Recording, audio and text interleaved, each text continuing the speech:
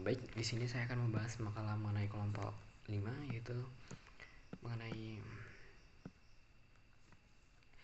demokrasi.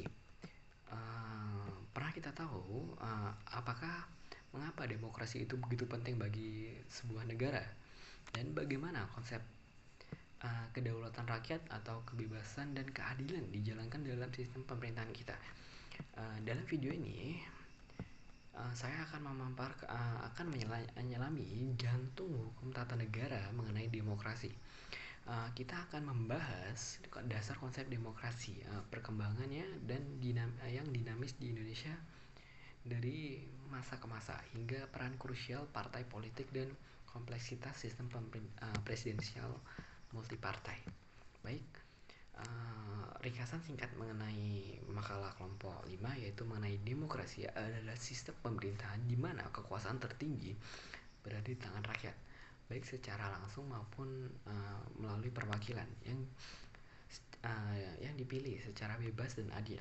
Prinsip fundamentalnya meliputi kedaulatan rakyat, perlindungan hak asasi manusia, supremasi hukum, dan pemisahan kekuasaan seperti legislatif, eksekutif, dan yudikatif. Dengan mekanisme ini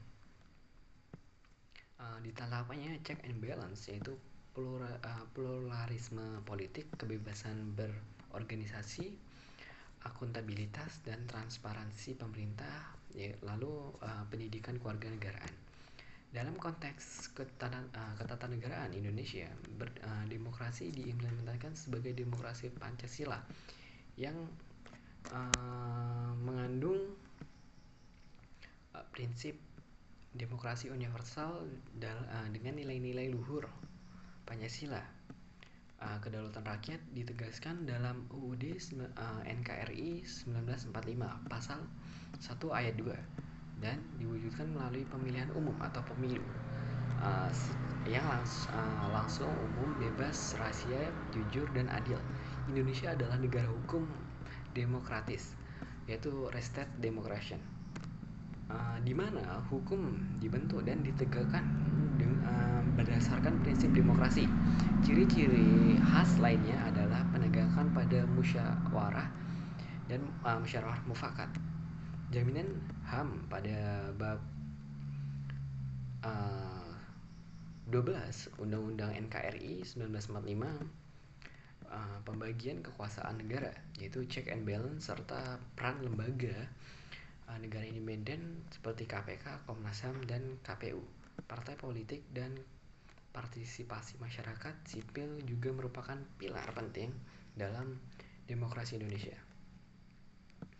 Dalam sistem dan praktik demokrasi di Indonesia telah melalui perjalanan panjang sejak kemerdekaan, dimulai dari demokrasi parlementer pada 1945 sampai 1959 yang ditandai seringnya penggantian kabinet, beralih ke demokrasi terpimpin pada 1959 dan 1965 dengan dominasi eksekutif dan pembatasan kebebasan sipil. Kemudian Orde Baru, yaitu 1966 dan 1998, yang secara formal membentuk demokrasi Pancasila namun cenderung otoriter dengan dominasi kekuasaan eksekutif dan pembatasan partai politik. Era reformasi, yaitu 1998 hingga sekarang, membawa perubahan fundamental seperti pemilihan presiden langsung, penguatan legislatif, dan pembentukan Mahkamah Konstitusi, pembatasan masa jabatan presiden, serta otonomi daerah dan kebebasan sipil yang luas. Praktik demokrasi kontemporer di Indonesia dicirikan oleh sistem presidensial multipartai, pemilu yang reguler dan kompetitif, peran kuat lembaga yudikatif, dan dinamika hubungan serta pusat daerah dan ruang partisipasi publik yang terbuka.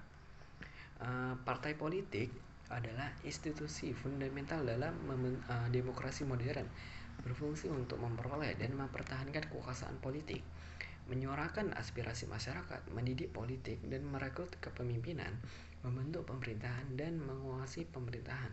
Indonesia menganut sistem multipartai yang kompleks dengan dominasi partai berbasis nasionalisasi dan religius, Sentralisasi kekuasaan internal cenderung berkoalisi serta tantangan internal seperti konflik elit dan isu-isu korupsi.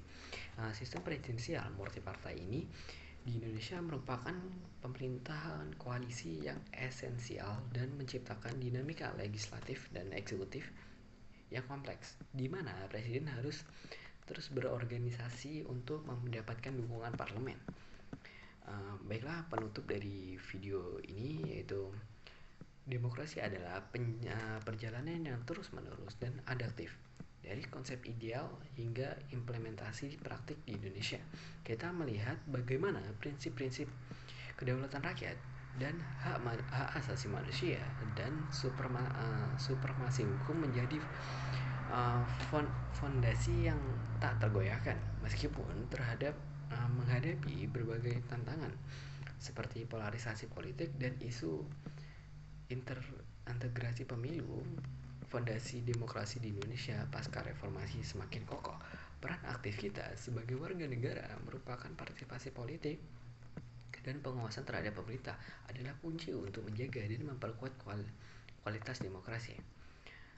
Dengan memahami seluk-beluk sistem ketatanegaraan kita, kita dapat berkontribusi dan menciptakan tata kelola pemerintahan yang lebih transparan dan akuntabel dan berpihak pada kepentingan seluruh masyarakat.